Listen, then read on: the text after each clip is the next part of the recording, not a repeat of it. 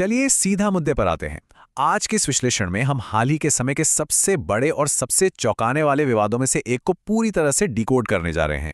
NEET exam paper leak, एक ऐसी घटना जिसने पूरे देश की शिक्षा व्यवस्था पर गंभीर सवाल खड़े कर दिए हैं। हम सिर्फ ऊपरी बातों पर ही नहीं रुकेंगे, बल्कि इस पूरे स्कैम के हर एक तार को जोड़कर देखेंगे कि आखिर ये सब शुरू कैसे हुआ और इसका नेटवर्क कितना विशाल था। बात 2 मई की है।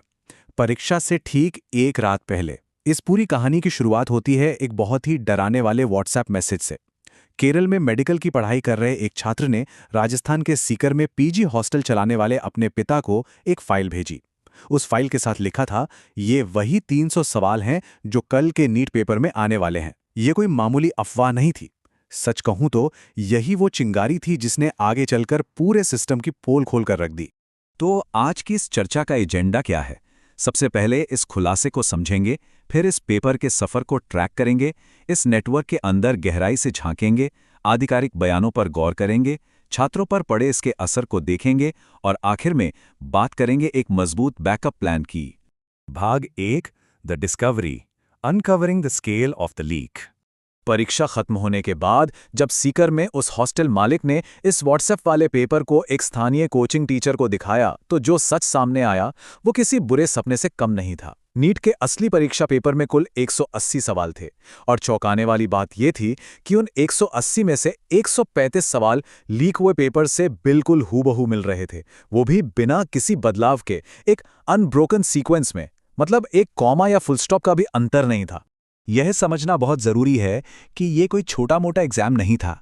इस एक परीक्षा पर 22 लाख से ज्यादा छात्रों का भविष्य टिका हुआ था। जब इतने बड़े पैमाने पर धांधली का खुलासा हुआ तो नेशनल टेस्टिंग एजेंसी यानी एनटीए को नीट का एग्जाम रद्द करने जैसा अभूतपूर्व कदम उठाना ही पड़ा। भाग 2, tracing the paper trail from the press to the phones. चलिए अब देखते हैं कि ये पूरी कड़ी कैसे जुड़ती है। इतनी कड़ी सुरक्षा के बावजूद ये पेपर बाहर कैसे आया? स्रोत के अनुसार परीक्षा से 30 दिन पहले ये पेपर महाराष्ट्र के नासिक की एक प्रिंटिंग प्रेस से चुराया गया था। पकड़ में आने से बचने के लिए इसे हाई डेफिनेशन स्कैनर से स्कैन करके एक शैडो सर्वर के जरिए ट्रांसफर किया गया। वहां से 15 दिन पहले इसकी सॉफ्ट कॉपी गुड़गांव पहुंची। फिर 26 अप्रैल को ये राजस्थान के बेवाल ब्रदर्स तक गई और अंततः परीक्षा से एक दिन पहले सीकर के छात्रों के फोन पर व्हाट्सएप के जरिए पहुंच गई। गुड़गांव में जो तरीका अपनाया गया वो वाकई बेहद शातिर था। वहां एक डॉक्टर ने इस लीक हुई सॉफ्ट कॉपी को खरीदा। किसी को शक न हो, इसके लिए 120 असली सवालों को बाहर के अन्य सवालों के साथ मिला दिया गया। इस तरह कुल 410 सवालों का एक हस्तलिखित गेस पेपर तैयार किया गया। धोखाधड़ी को छुपाने का ये इतना सोफिस्टिकेटेड तरीका था कि देखने वाले को लगे कि ये बस एक नॉर्मल स्टडी गाइड है। भाग 3, inside the network, brokers, money and allegations. इस अवैध कारोबार में पैसों का खेल देखना काफी हैरान करने वाला है।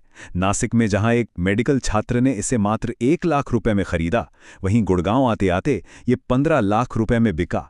राजस्थान में बेवाल ब्रदर्स ने इसके लिए 30 लाख रुपए चुकाए और फिर सीकर में एक काउंसलिंग एजेंट ने इसे 5 लाख रुपए में खरीद लिया।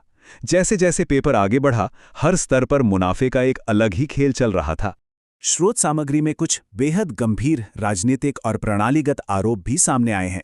रिपोर्ट के मुताबिक एक आरोपी के संबंध बीजेपी यूथ विंग से होने का दावा किया गया है और कथित तौर पर राजस्थान के शिक्षा मंत्री के साथ कुछ तस्वीरें भी सामने आई हैं। ये भी आरोप है कि आरोपियों को 1 महीने पहले से ही इस लीक की जानकारी थी और सबसे बड़ा शक इस बात पर पैदा होता है कि मुख्य आरोपियों के परिवार के ही 4 बच्चों ने पिछले साल नीट क्लियर किया था। ये पहलू इस पूरे मामले को और भी ज्यादा संदेहास्पद बना देता है। भाग 4, official responses, denials and systemic disconnect. ये विरोधाभास बहुत ही शानदार तरीके से दर्शाता है कि सिस्टम के भीतर ही कितनी बड़ी उलझन थी। एक तरफ एनटीए लगातार दावा कर रही थी कि कोई बड़ा लीक नहीं हुआ है, बस एक पीडीएफ स्थानीय स्तर पर सर्कुलेट हुआ है। वहीं दूसरी तरफ एसओजी के जांचकर्ताओं का एकदम स्पष्ट कहना था कि यह पेपर बहुत बड़े पैमाने पर परीक्षा से 1 महीने पहले से ही बांटा जा रहा था। इस पूरे विवाद के बीच एनटीए के महानिदेशक का ये बयान आता है कि मैं यह नहीं कहूंगा कि पूरा पेपर लीक हुआ था। उनका तर्क था कि चूंकि 180 में से केवल 135 सवाल ही मैच हुए हैं, इसलिए इसे पूरा पेपर लीक नहीं कहा जा सकता। यह बचाव का एक बहुत ही तकनीकी तरीका है जो इस कड़वी सच्चाई को नज़रअंदाज करता है कि 135 सवाल पहले से पता होना किसी भी परीक्षा की गरिमा को पूरी तरह खत्म कर देता है। स्रोत में इस बात पर भी खास जोर दिया गया है कि ये कोई इकलौती घटना नहीं है।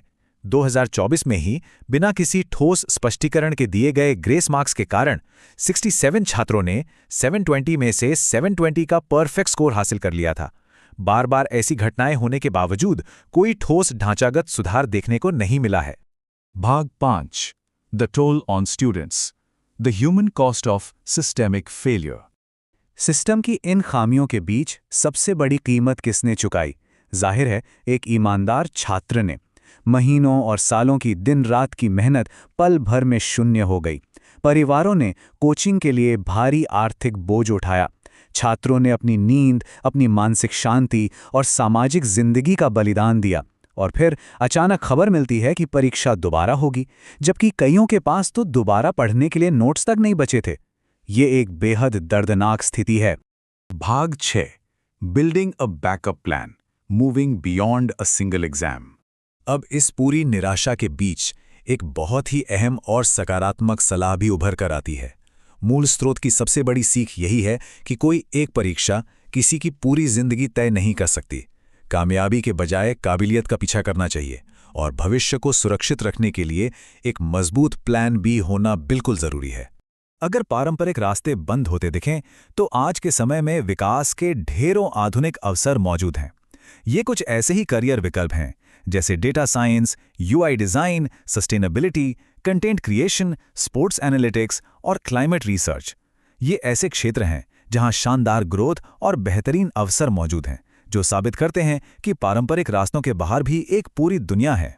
छात्र भले ही अपने लिए नए रास्ते खोज लें या फिर से परीक्षा दे दें, लेकिन अंत में एक बहुत बड़ा सवाल खड़ा होता है। बार बार होने वाली इन परीक्षाओं और सिस्टम की इस विफलता के बीच इस टूटे हुए शैक्षिक ढांचे को स्थायी रूप से ठीक करने के लिए आखिर क्या करना होगा? जब तक जवाबदेही तय नहीं होगी, क्या ये घोटाले रुकेंगे? इसी विचारणीय सवाल के साथ हम आज के इस विश्लेषण को यहीं समाप्त करते हैं। गहराई से इस विषय को समझने के लिए, साथ जुड़ने के लिए बहुत बहुत धन्यवाद।